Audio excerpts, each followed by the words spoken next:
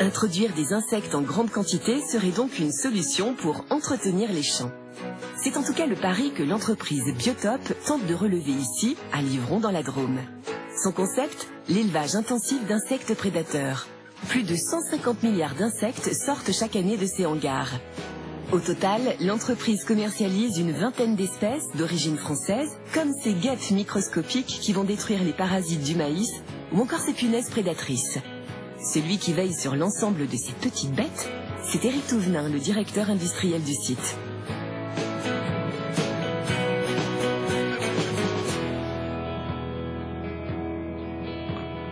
Ces punaises prédatrices vont permettre de nettoyer les plants de tomates d'insectes ravageurs comme la mouche blanche ou des acariens qui mangent les plants de tomates. On est en plein dans cette logique d'ingénierie écologique puisqu'on utilise des bons insectes pour lutter contre des mauvais insectes, tout simplement.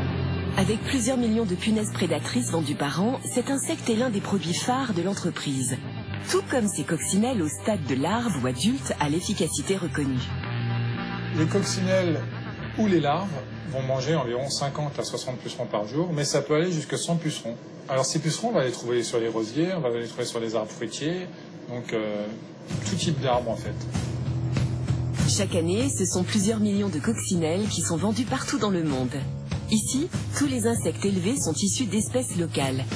Ils ne sont pas invasifs et vont respecter l'équilibre naturel.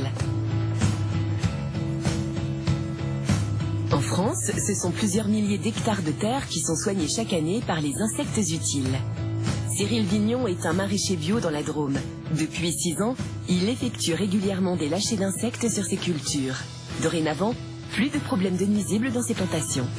Moi j'ai adopté cette technique et comme elle marche très bien, il y a même beaucoup de producteurs qui sont en conventionnel qui font des lâchers d'insectes sous serre parce que ça marche très très bien et ça évite quand même des insecticides chimiques. C'est une technique qui est maintenant éprouvée et il n'y a pas à hésiter. Introduire des fourmis pour restaurer la flore, lutter contre les pesticides grâce aux vers de terre ou encore se débarrasser des pucerons avec des coccinelles, les champs d'application de l'ingénierie écologique sont multiples. D'autres pistes sont en train d'être exploitées.